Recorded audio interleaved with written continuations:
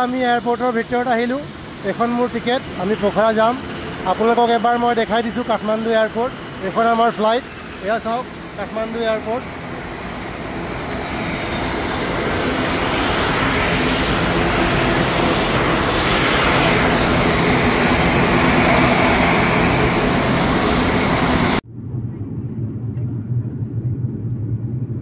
এইখন কাঠমাণ্ডু চহৰ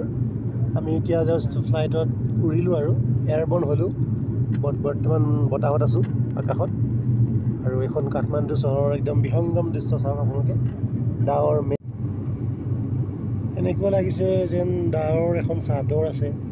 আৰু সেই মেঘ ডাৱৰৰ চাদৰ ঠাইতে আছে ঠাইতে নাই পাহাৰবোৰ বৰ বেছি ওখ নহয় বাট ভাল লাগিছে